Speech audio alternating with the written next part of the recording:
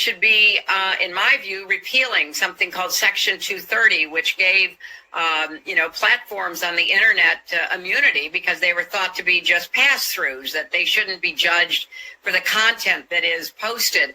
But we now know that that was an overly simple view, that if the platforms, whether it's Facebook or Twitter X or Instagram or TikTok, whatever they are, if they don't moderate and monitor the content, we lose total control. The Section 230 that she's talking about there is part of the Communications Decency Act. It's a federal law that protects social media platforms from liability for the content that people post. Basically, X, Facebook, etc. can't be sued for content that appears on their sites. Clinton is just the latest in a long list of US politicians that have sought to limit its scope. According to the Congressional Research Service, more than a dozen proposals have been introduced in Congress in the past few years to limit Section 230.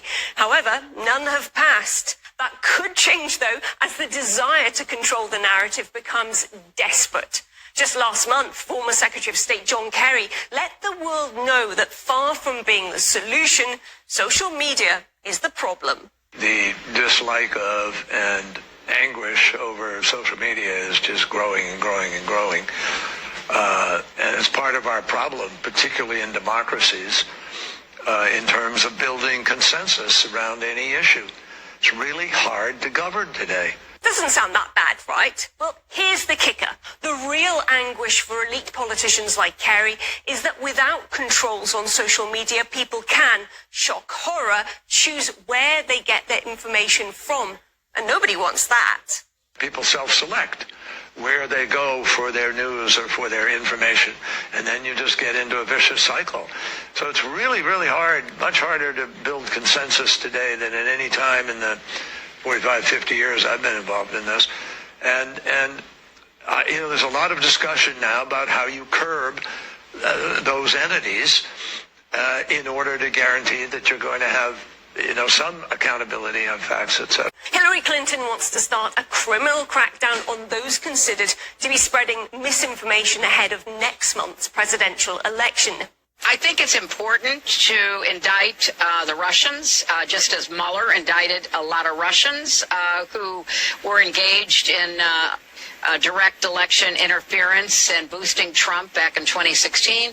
But I also think there are Americans who are engaged in this kind of propaganda. And whether they should be civilly or even in some cases criminally charged is something that would be a better deterrence. The legacy media has started flapping around, realizing it's lost its control. We owned the news. We were the gatekeepers, and we very much owned the facts as well. Nowadays, people can go to all sorts of different sources for the news, and they're much more questioning about what we're saying. And why are they so up in arms? Because the idea that someone else could have influence is scary as hell to them. TikTok is able to collect massive amounts of personal data. We all know that.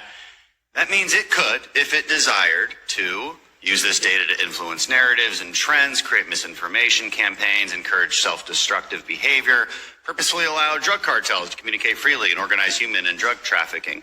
And to be fair, all social media companies could do that. But here's the difference. It is only TikTok that is controlled by the Chinese Communist Party. All these other social media companies are not. This is not just a security concern for the United States. Canada, Australia, New Zealand, Britain, the European Union have all prohibited TikTok on their government phones because of fear of being spied. But I don't think we should sit by and allow in effect, a media presence that is 5 or 10x the size of NPR to potentially be broadcasting Chinese propaganda in an election year. TikTok has repeatedly chosen the path for more control, more surveillance, and more manipulation. Your platform should be banned.